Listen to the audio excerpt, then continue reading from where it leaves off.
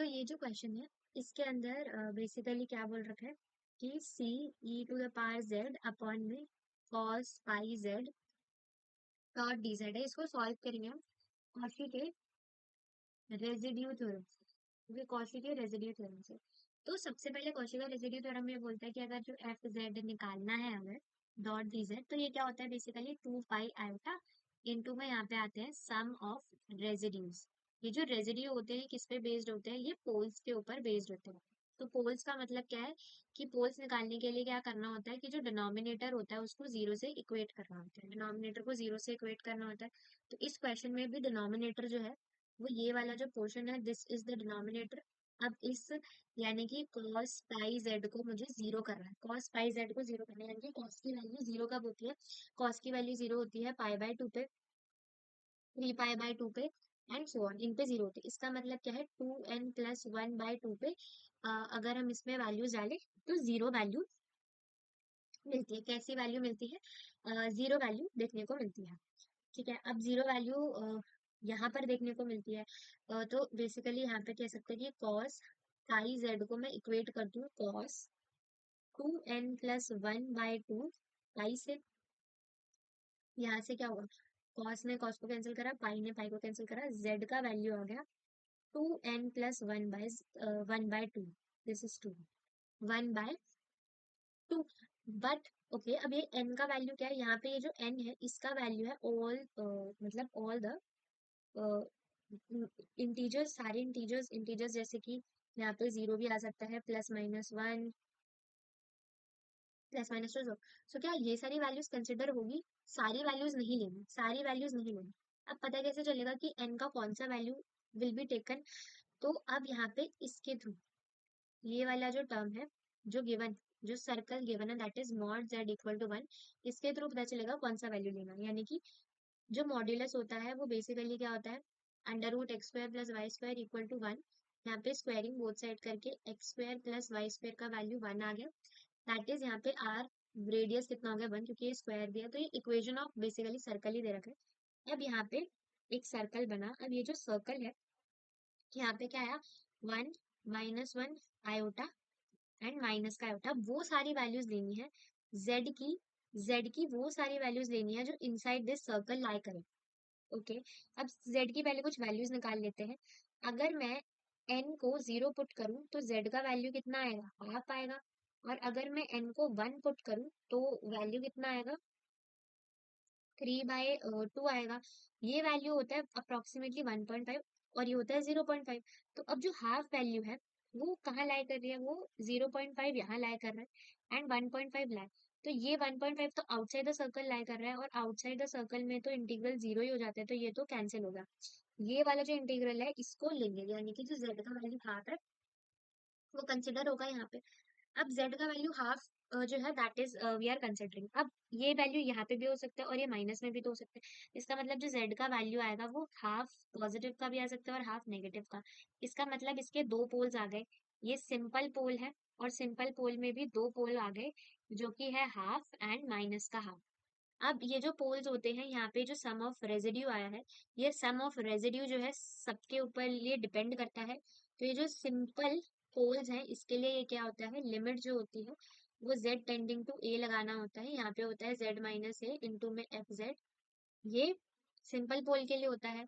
ऐसे ही अगर higher order का पोल हो तो उसके लिए अलग होता है, वो होता है बेसिकली z-a की power n f z d d z n. Okay, यहाँ पे n-1, ये n-1 एंड यहाँ पे 1 में n-1 फैक्टोरियल, ये इस तरह से इसका वैल्यू आता है। यहाँ पे भी लिमिट जो है वो z टेंडिंग टू है। और अगर मेरे पास इन्फिनाइट पोल्स हैं तो उसके लिए basically z into F Z होता है, जिसमें हम कोफिशिएंट देखते हैं v1 का। तो लेकिन यहाँ पे कौन सा पार्ट चाहिए, यहाँ पे तो सिंपल पोल का पार्ट चाहिए। तो ये सिंपल पोल जो है ये आएगा, यहाँ पे सिंपल पोल का जो ये वाला पार्ट है ये रिक्वायर्ड है, तो सारा रेजिड्यू नहीं, सिर्फ सिंपल वाला रिक्वायर्ड है। अब सिंपल वाले के लिए भी दो पोल्स है क्योंकि, ठीक है, तो दो पोल है, एक z हाफ के लिए निकलेगा और एक z-हाफ के लिए निकलेगा। ठीक है, तो एक z हाफ और एक z-हाफ के लिए, तो इसके लिए जब निकलेगा तो यहाँ पे जो लिमिट है वो z टेंडिंग टू a यानी कि हाफ है, एंड यहाँ पे आ गया मेरे पास z माइनस का हाफ, क्योंकि ये उसी में दे रखा है, क्योंकि z माइनस का ये होता है इंटू में एफ जेड, इंटू में एफ जेड। अब जो एफ जेड का वैल्यू है वो बेसिकली क्या है, एफ जेड क्वेश्चन में गिवन है, जो कि ई की पावर जेड अपॉन में कॉस आई जेड है। ठीक है, तो यहाँ पे बेसिकली जो लिमिट है that is z tending to half, यहाँ पर आ गया मेरे पास z माइनस का हाफ इंटू में ई का पावर z अपॉन में कॉस आई जेड आ गया। अब यहाँ पर जो लिमिट है, ओके, अब यहाँ पे हम जब लिमिट पुट करेंगे तो बेसिकली जब मैं हाफ पुट करूंगी, यहाँ पे हाफ माइनस हाफ ये टर्म जीरो हो जाएगी, और ये यहाँ पे कॉस का जब मैंने यहाँ पे पुट करा तो ये पाई बाय टू 90, तो ये तो मेरी जीरो बाय जीरो फॉर्म बन गई। जीरो बाय जीरो फॉर्म में तो लिमिट एग्जिस्ट ही नहीं करती, इसके लिए यहाँ पे एल हॉस्पिटल रूल लगना पड़ेगा। एल हॉस्पिटल रूल में क्या होता है कि अगर यू बाय बी है तो यू को डिफरेंशिएट करो, बी को डिफरेंशिएट करो until you get a non zero by zero form.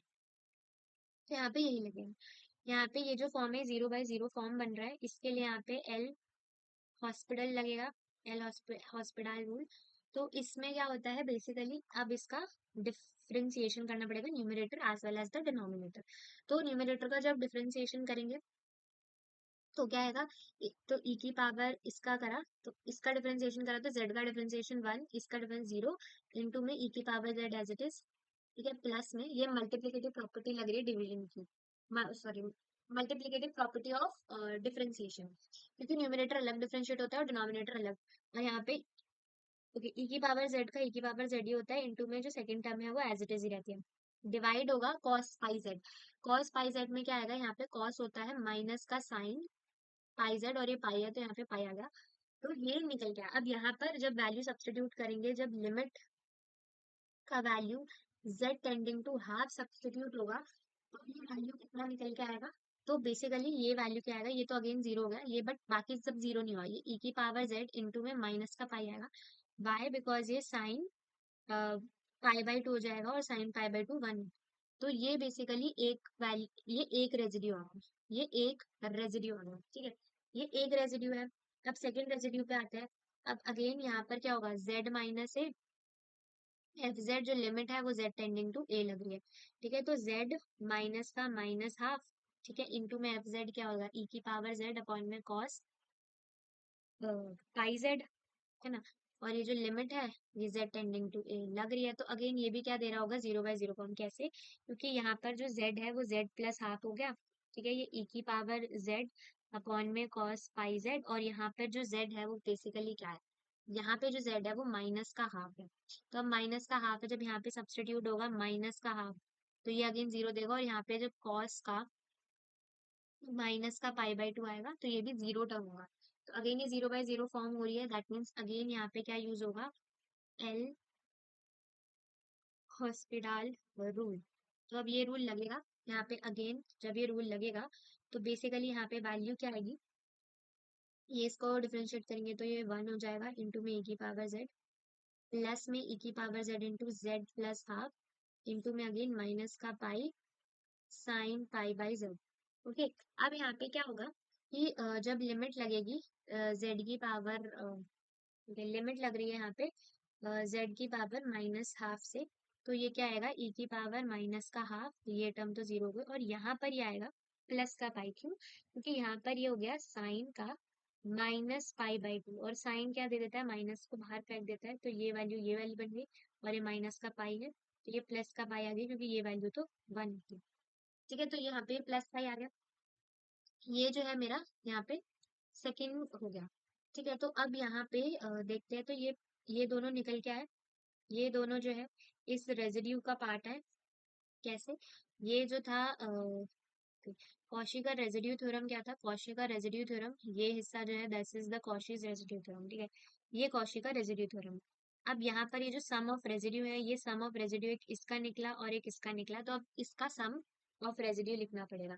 तो इसका सम ऑफ रेजिड्यू क्या आएगा कि यहाँ पर मेरे को क्या दे रखा है, ई का पावर जेड अपॉन में कॉस पाई जेड, तो ये क्या आएगा, टू पाई आयोटा, इंटू में सम ऑफ रेजिड्यू। तो सम ऑफ रेजिड्यू क्या है, ई का स्क्वायर नेगेटिव पाई, प्लस में ई माइनस का हाफ बाय पाई, ये हाफ ही है यहाँ पर भी। ओके, अब इसको फर्दर जो है सॉल्व करेंगे, ये फर्दर ये सॉल्व हो सकता है। इसकी फर्दर सॉल्विंग के लिए क्या करना पड़ेगा? इसकी फर्दर सॉल्विंग के लिए मेरे को पता है, यहाँ पे मेरे को दो ये ऐसे दिख गए, तो मेरे को साइन हाइपरबोलिक और कॉस हाइपरबोलिक का फॉर्मूला क्या ये होता है? ई की पावर हाफ माइनस ई की power half by two, and ये होता है ई की पावर हाफ प्लस ई की power minus half by two. ये कुछ इस तरह से ही दिख रहा है यहाँ पे। एक्चुअली ये एक्स होता है, ये एक्स, ये एक्स और ये एक्स है क्योंकि ये वो है। तो अभी इसी टाइप के फॉर्मुलेस दिख रहे हैं यहाँ पे, तो मैं क्या करती हूँ, सबसे पहले नेगेटिव साइन हटा लेती हूँ, क्योंकि नेगेटिव नेगेटिव के साथ आता है, अगर यहाँ पे साइन हाइपरबोलिक बन सकता है तो ये 2 पाई आयोटा हो गया, नेगेटिव लिया तो नेगेटिव कॉमन ले लिया, तो ये आ गया ई की पावर हाफ पाई, ये तो नेगेटिव नेगेटिव कॉमन ले लिया, और फिर ये माइनस का ई की power minus half by four. तो अब यहाँ पे देखो, यहाँ पे 2 पाई आयोटा, यहाँ पे पाई आ गया, इंटू में ई की पावर हाफ माइनस ई की पावर माइनस का हाफ, यहाँ से पाई कटा, -2 आयोटा, अब ये 2 आ जाए नीचे तो ये यही फॉर्मूला बन जाएगा, तो ये ई की पावर हाफ माइनस ई की power minus half multiply by 2 divide by 2, तो ये वैल्यू कितना बन गया? ये वैल्यू कितना आ गया? ये आ गया -4 आयोटा, इंटू में ये पूरा बन गया मेरा साइन हाइपरबोलिक, और एक्स की जगह यहाँ पे क्या है? हाफ है, तो ये आ गया साइन हाइपरबोलिक हाफ। तो ये क्या हो गया? इसका आंसर होगा, और ये जो है कौशी के रेजिडियल थ्योरम से निकल गया। सो ये इसका पूरा सोल्यूशन है।